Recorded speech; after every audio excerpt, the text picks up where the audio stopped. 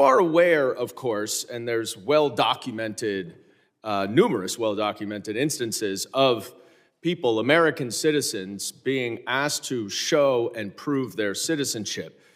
Do you know what other regimes in the 20th century required similar proof of citizenship? Yes, sir. What? Sir, there was various nefarious regimes that did that. Is Nazi Germany one? Yes.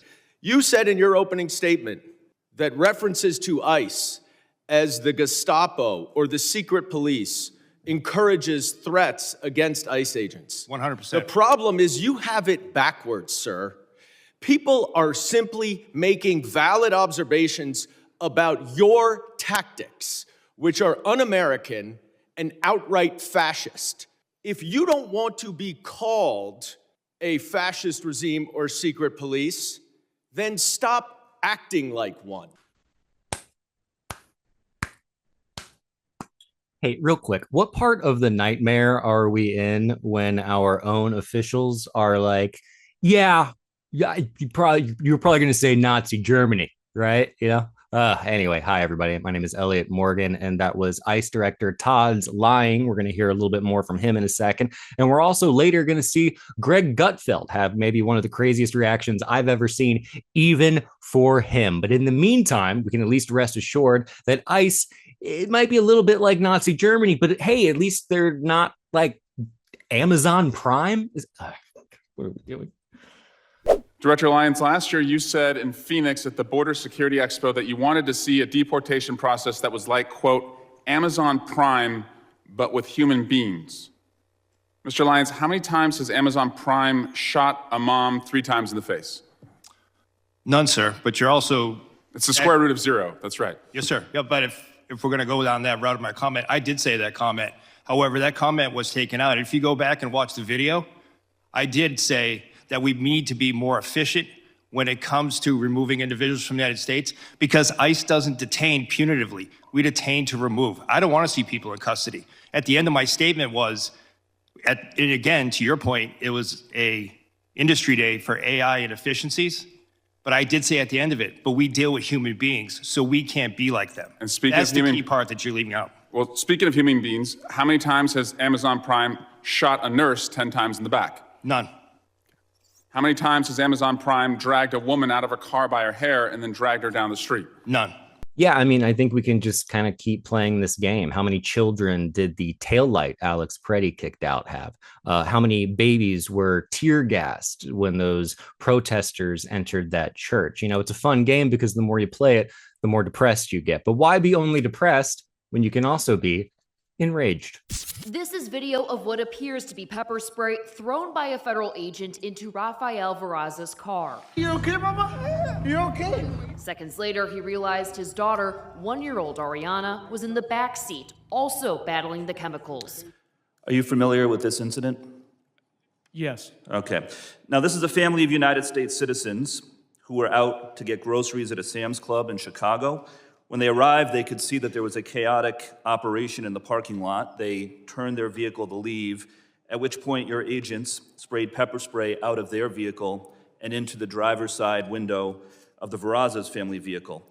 Is it proper procedure to aim pepper spray into the window of a moving vehicle?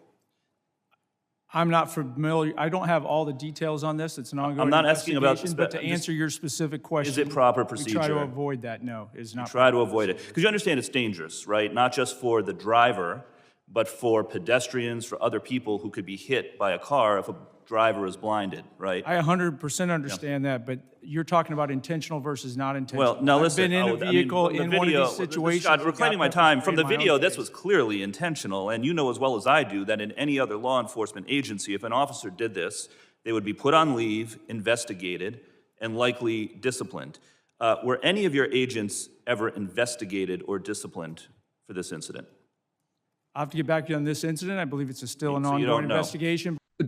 Yeah, no, for sure. That makes a lot of sense. I mean, who among us hasn't tried really hard not to pepper spray a baby, but then wound up purposefully pepper spraying a baby? I mean, are these agents not supposed to have any fun? I'm starting to think that this administration is not super concerned with protecting children. Scene files. Sorry, I don't know why I coughed. Epstein files is what I said. I already said the First and Fourth Amendment violations, U.S. citizens that are being detained, having shown sometimes proof of citizenship and then sometimes not because you're not supposed to have to. Border Patrol agents pepper spraying Americans, migrant kids in that Dilley detention center. ProPublica went in there. Kids getting food with worms in it. No, not worms! Are you kidding me? Also, they're being detained. It's court ordered. You can only be in there for 20 days. What was the and there First are Amendment 1,000 violation? kids. I missed that. Oh, that you can't rattle all this stuff off. It's not rattling. It's Yes, the Constitution. and it's like and it's happening in environments that you create. Stop it. Okay, I know there are more important things to worry about right now, like everything.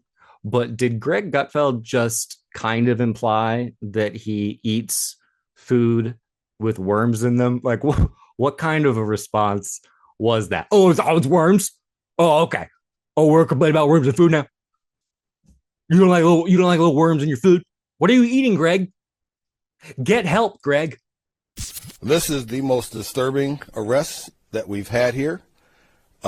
He is a backgrounder for ICE, Homeland Security, and federal agencies. So when you're getting your security clearance, this is one of the guys that does your backgrounds,